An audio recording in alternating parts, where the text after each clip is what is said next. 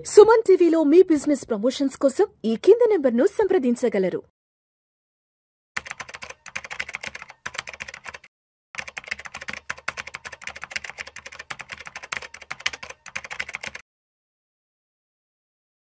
నమస్తే, welcome to Vishnu talks. నేను విష్ణు. ప్రస్తుతంతో పాటు stock market analyst SG Harsha ఉన్నారు. వారితో మాట్లాడదాం.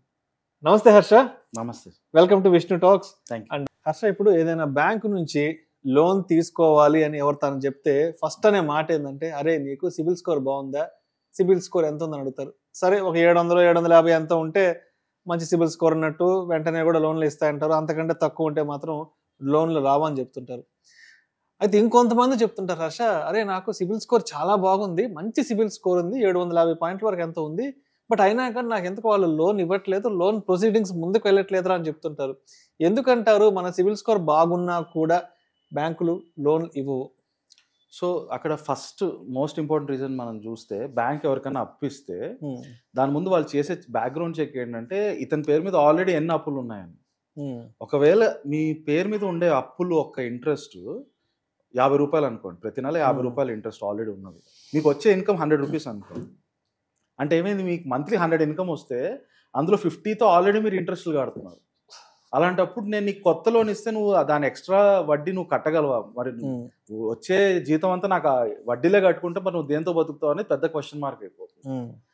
అందువల్ల ఫస్ట్ ఎవరికైనా సరే లోన్లు ఇచ్చే ముందు ఏ బ్యాంక్ అయినా వాళ్ళ సిబిల్ స్కోర్లు ఇవన్నీ డేటా ఎందుకు తీస్తారంటే, ఇతని పేరు మీద పాస్ట్ హిస్టరీ ఏంటి, ఇంతకుముందు అప్పులు తీసుకున్నాడా, అవన్నీ టైంకి కట్టాడా, ఇప్పుడు కరెంట్గా ఆల్రెడీ అతని పేరు మీద ఎన్ని అప్పులు ఉన్నాయి, ఇవన్నీ కరెక్ట్గా కడుతున్నాడా, ఓకే ఒకవేళ కడుతున్నా ఇవన్నీ వడ్డీలన్నీ కలిపి అతనికి వచ్చే ఇన్కమ్లో ఎంత పర్సంటేజ్ ఉంది.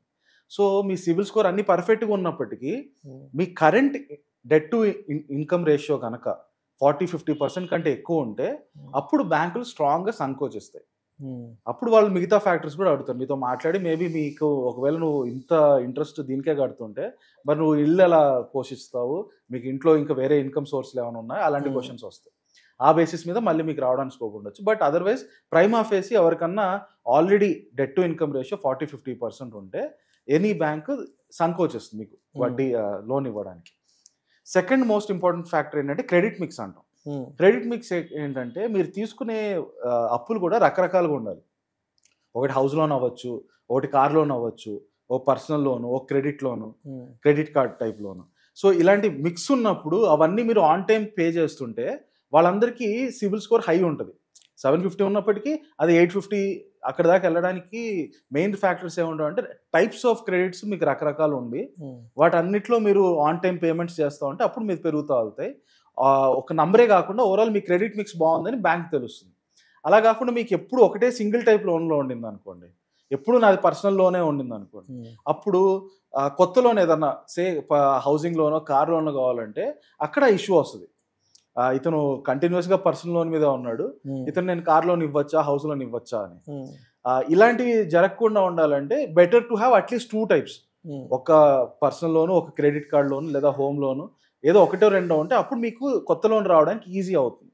అదర్వైజ్ బ్యాంక్ అక్కడ మళ్ళీ కొంచెం వెనకాడతాయి కొత్త టైప్ ఆఫ్ లోన్కి మీరు అప్లై చేస్తున్నప్పుడు, మీ క్రెడిట్ మిక్స్ బాగా లేకపోతే. మూడోది ఏంటంటే లోన్ ఎంక్వైరీ. మీరు లోన్ కోసం ఎంక్వైరీ చేసే ప్రతిసారి వాళ్ళు సిబిల్ స్కోర్లు అవన్నీ చెక్ చేస్తారు కాబట్టి వీళ్ళ దగ్గర డీటెయిల్స్ ఉంటాయి, ఎన్నిసార్లు ఇతను లోన్ కోసం అడుగుతున్నాడని. ఒకవేళ మీరు రెగ్యులర్గా లోన్ నాకు అప్పుకోవాలని రెగ్యులర్ ఎంక్వైరీస్ ఉన్నాయంటే అప్పుడు అర్థం ఏంటి, మేబీ అసలు ఇతను బతకడమే అప్పులు తీసుకొని బతుకుతున్నాడేమో అని పెద్ద క్వశ్చన్ మార్క్ వచ్చేస్తుంది. సో అప్పుడు నేను ఈ కొత్త లోన్ ఇవ్వడానికి నాకు ఆబ్వియస్గా న్యాచురల్గా నేను వెనకాడుతాను. సో బ్యాంక్స్ అయినా కూడా రెగ్యులర్గా అప్పుల కోసం అడుగుతున్నాడు అంటే that will become very negative factor for. నాలుగోది ఏంటంటే కొంచెం అవుట్ సైడ్ ఫ్యాక్టర్ ఏంటంటే, మీరు రెగ్యులర్గా జాబ్ చేంజ్ చేస్తున్నారు అనుకోండి, అప్పుడు మీ ఇన్కమ్ చేంజ్ అవుతూ ఉంటుంది. Exactly, right. అక్కడ బ్యాంక్ కి ప్రాబ్లం ఎక్కడ వస్తుందంటే, సరే ఈ రోజు అప్పు తీసుకుంటే ఇప్పుడు కడతాడు 6 months 7 months, దాని తర్వాత సడన్ గా ఇతను మళ్ళీ ఉద్యోగం మారిపోతే, జాబ్ స్టెబిలిటీ లేకపోతే అప్పుడు ఏంటి నా పరిస్థితి, నేను ఇచ్చిన దానికి మళ్ళీ నా వడ్డీలు వెనక్కి వస్తాయా లేదా, ఆ ఇష్యూ బాగా ఉంటుంది బ్యాంక్స్ కి. సో అందుకని సిబిల్ స్కోర్ బాగున్నా అక్కడ ప్రాబ్లం వస్తుంది. ఇంకో ఫైనల్ ఫ్యాక్టర్, ఫిఫ్త్ ఫ్యాక్టర్ ఏంటంటే, ఈ బ్యాంక్స్ ఎన్బిఎఫ్సి వీటన్నిటికి కూడా ఇంటర్నల్ లిమిట్స్ ఉంటాయి. సో వాళ్ళకి certain class of peoples, self employed వాళ్ళకి నేను నీకు మంత్లీ మొత్తం నా దగ్గర ఉండే సెల్ఫ్ ఎంప్లాయిడ్ లోన్స్ అన్నీ కలిపి 1,00,000 కోట్లు దాటకూడదని లిమిట్ ఉండొచ్చు. అప్పుడు మీ దగ్గర సిబిల్ స్కోర్ బాగున్నా మీరు మళ్ళీ వెళ్ళి అప్లై చేస్తే బ్యాంక్ ప్రాబ్లం అది. బ్యాంక్ ఇంటర్నల్ గా నేను ఇంతకు మించి నేను కొత్త సెల్ఫ్ ఎంప్లాయిడ్ వాళ్ళకి ఇవ్వలేను కనుక నేను ఇవ్వలేను అని చెప్పొచ్చు. సో ఈ 5 ఫ్యాక్టర్స్ కూడా ఫస్ట్ వచ్చేంటి, డెట్ టు ఇన్కమ్ రేషియో ఎప్పుడు 40-50% కంటే తక్కువలో ఉండాలి. సెకండ్ వచ్చి మీ క్రెడిట్ మిక్స్ బాగుండాలి. రకరకాల లోన్ టైప్స్ లో మీరు ఉంచుకుంటేనే అప్పుడే మీకు బ్యాంక్ ఇవ్వడానికి ఆసక్తి చూపిస్తుంది. మూడోది వచ్చి మీ లోన్ ఎంక్వైరీ చాలా లిమిటెడ్ గా ఉండాలి. ప్రతి నెల పోయి నాకు లోన్ కావాలి అన్నారంటే మళ్ళీ అదే పెద్ద నెగిటివ్ ఫ్యాక్టర్ గా మారుతుంది. ఫోర్త్ వచ్చి మీ జాబ్ స్టెబిలిటీ ఇంపార్టెంట్. మీరు ఊరికే జాబ్స్ చేంజ్ అవుతున్నారంటే ఇతను అప్పు తీసుకున్నాక తర్వాత జాబ్ మానేస్తే నా పరిస్థితి. ఎగ్జాక్ట్లీ. ఫిఫ్త్ వచ్చి మీ చేతిలో లేదు అది. బ్యాంక్, ఎన్బిఎఫ్సిస్ వీటికి ఇంటర్నల్ లిమిట్స్ ఫ్యాక్టర్స్ ఉంటాయి. ఒకవేళ వాళ్ళకి ఇంటర్నల్ లిమిట్ గా నేను ఇంతకు మించి నన్ను లోన్స్ ఇవ్వలేను అంటే మీరు ఏం చేయలేరు. అప్పుడు మీరు కొత్త చూసుకోవాల్సి వస్తుంది.